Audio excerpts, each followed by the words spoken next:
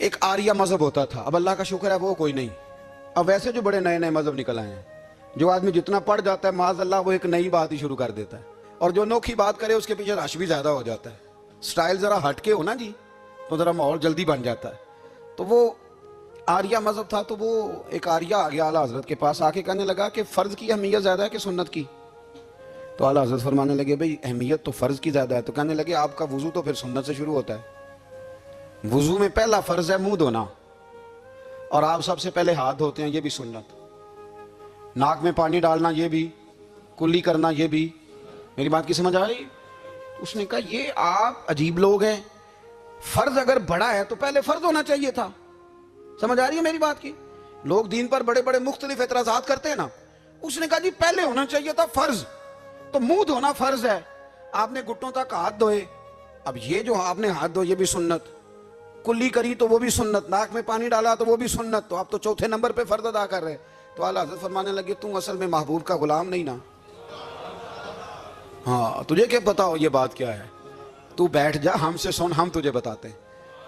اس نے کہا جی کیا مطلب؟ فرمانے لگے یہ محبوب جو ہے نا ہمارے، یہ ہمیں بڑی جگہوں سے بچاتے ہیں، یہ بچا بچا کے فرائض تک لے جاتے ہیں. کیا مطلب؟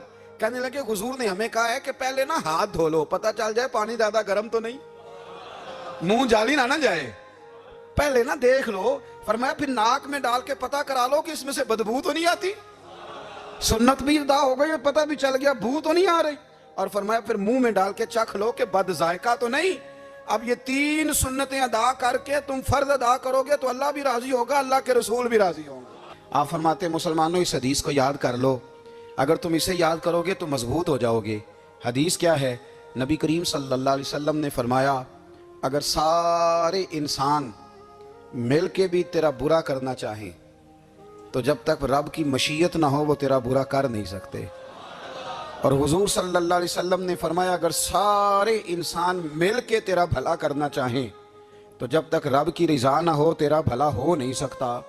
تو اعلیٰ حضرت فرماتے ہیں اس چیز کو ذہن میں بٹھاؤ، مسلمانوں اپنا رجوع اپنے رب رسول کی طرف مضبوط کرو. یہ کیا بات ہو گئی کہ میں اس سے بھی ڈر رہا ہوں، میں اس سے بھی ڈر رہا ہوں، وہ بھی میرے پیچھے لگ گیا. فاضل بریلوی رحمۃ اللہ علیہ ان چیزوں سے منع فرماتے تھے. وہ کہتے تھے یہ توہمات ہیں، اوہام پرستی ہے، ہمیں ان چیزوں سے ہمیشہ بچنا ہے، اپنی آنے والی نسلوں کو بچانا ہے. فرمایا کرتے تھے رب کی رضا پہ جو راضی رہتا ہے اللہ اسے سکون والی زندگی عطا فرماتا ہے. ہمارے ہاں لوگ پوچھتے ہیں طبیعت کیسی ہے، لیکن یو پی میں، سی پی میں، لکھنؤ میں پوچھا جاتا ہے کہ کیا شکایت ہے آپ کو؟ کہتے ہیں جی سر درد کی شکایت ہے. یہ اردو کا ایک محاورہ ہے. جناب کیا شکایت ہے؟ کہتے ہیں جی مجھے کمر درد کی شکایت ہے. پھر پوچھنے والے پوچھتے ہیں کہ جناب اس شکایت کا کیا بنا؟ تو صدر الشریعہ مولانا امجد علی صاحب اعظمی رحمۃ اللہ علیہ فرماتے ہیں اعلیٰ حضرت کو بخار تھا تو میں حاضر ہوا، تو میں نے کہا حضور شکایت کا کیا بنا؟ کہنے لگے مولانا پڑھے لکھے ہو کے تو ایسی باتیں نہ کرو، شکایت کس سے کرنی ہے؟ رب نے جس حال میں رکھا ہے بڑا ہی اچھا رکھا ہوا ہے. شکایت کا کیا معنی ہوا؟ اللہ نے جہاں سمجھا مناسب اس نے ہمیں رکھا ہے، شکایت کیا ہوتی ہے؟ مجھے کسی سے شکایت نہیں. فرمایا کرتے تھے الحمدللہ مجھے سر درد بھی ہوتا ہے اور بخار بھی ہوتا ہے اور میں بڑا خوش ہوں. یہ وہ والی بیماریاں ہیں، یہ وہ امراض ہیں جو نبیوں کے قدم بھی چومنے آیا کرتے تھے. میں خوش بخت ہوں کہ وہ امراض جو انبیاء کے پاس آتے تھے، سر درد اور بخار، وہ مجھے لگتے ہیں. اپنی زندگی کو رضا والی زندگی بنایا. یقین بڑا کامل تھا میرے اعلیٰ حضرت کا.